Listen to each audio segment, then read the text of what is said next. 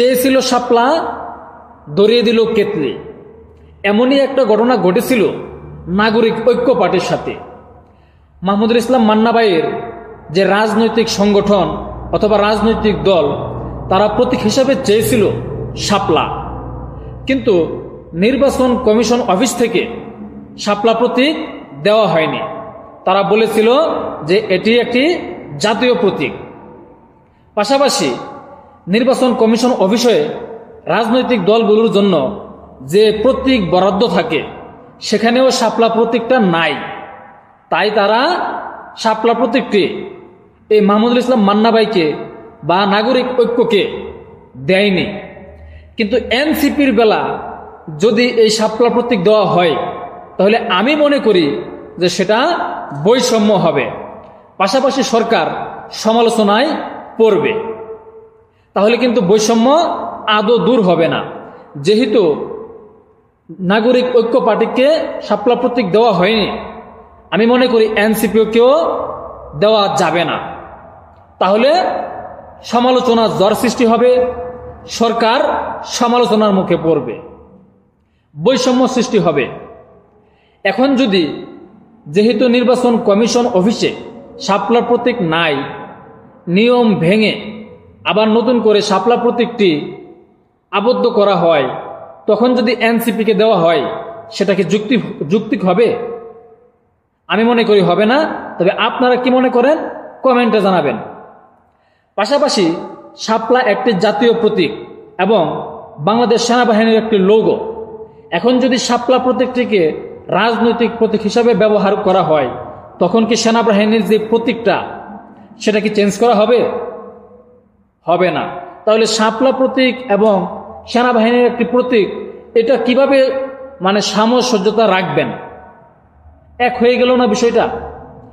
পাশাপাশি যেহেতু মাহমুদুল ইসলাম মান্না ভাইকে দেওয়া হয়নি বা নাগরিক ঐক্যকে দেওয়া হয়নি, আমি মনে করি এনসিপিকেও দেওয়া ঠিক হবে না। আর এনসিপি তারা কিভাবে এই শাপলা প্রতীকটি চায়?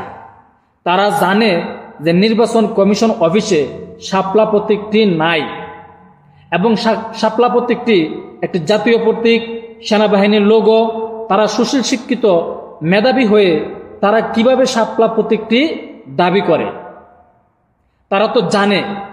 এখন তারা চিন্তা করতেছে যে সরকার আমাদের নির্বাচন কমিশন অফিসে অথবা অফিসার নির্বাচন কমিশন অফিসার সবকিছু আমাদের, তাহলে আমরা চাইলে কেন পাবো না? তাহলে তাদের বেলা উল্টো হয়ে গেল না? নাগরিক ঐক্য যদি না পায় তাহলে তারাও তো পাবে না। তাদের চিন্তা করা দরকার ছিল এই জায়গায়।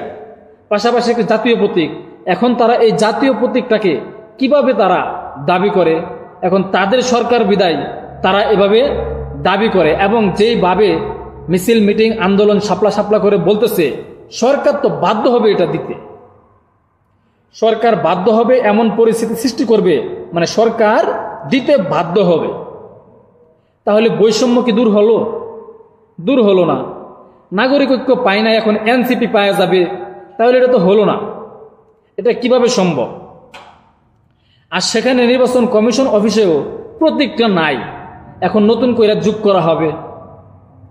এবং জাতীয় প্রতীক, এটা কি তাদের মাথার মধ্যে নাই? তারা না শিক্ষিত? তাহলে তারা কিভাবে এটা দাবি করে?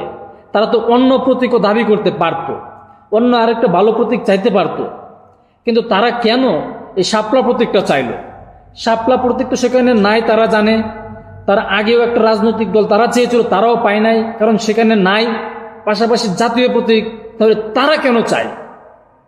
তাদের সরকার বিদায়।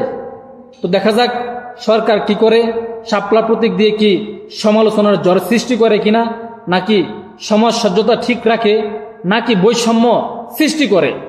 এটাই অপেক্ষার পালা। অপেক্ষায় থাকুন। আসসালামু আলাইকুম।